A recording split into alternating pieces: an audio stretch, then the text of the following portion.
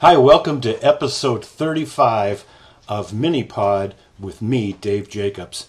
No fluff, just good stuff under 5 minutes.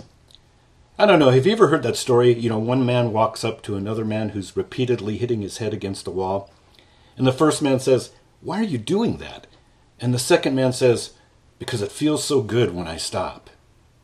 It's not unusual for me, because I coach pastors, to talk to a pastor who, in my opinion, they're hitting their head against a wall.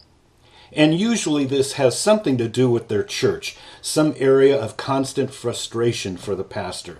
Maybe despite the pastor's greatest efforts, they can't convince their people to join a small group or participate in an outreach or change worship style or, some way in which the church is organized.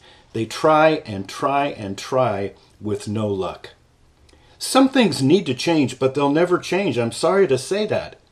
Some things will change, but not now. And some things will or can change, but it's going to take patience and time. If you've been pastoring for more than 30 days, you've discovered that change, it just freaks people out. But I don't want to get sidetracked right now on the issue of change. I want to address that sound that I hear, that of a head hitting against a wall. Is there something you're frustrated with in your church? Does it feel like you're hitting your head against a wall? Maybe you are. Now, you can get a sledgehammer and bust the wall down, or buy a stick of dynamite and blow the wall up. But if you do, there's going to be some collateral damage, and we don't want that. I'm not suggesting that we give up on implementing change. Leaders bring about change. Leaders see the need for change when others don't. But great leaders know when to bring about change and when not to, when to wait. Leaders are able to recognize when they're hitting their heads against a wall.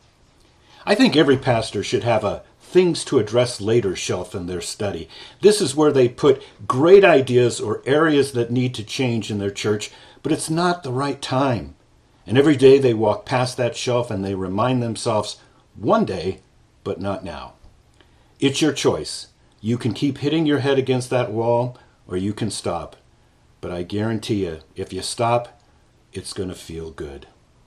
Hey, before you leave, why don't you just click that little thumbs up button at the bottom of the screen and subscribe so you never miss one of my mini pods. Again, this is Dave Jacobs of Small Church Pastor. See you next week.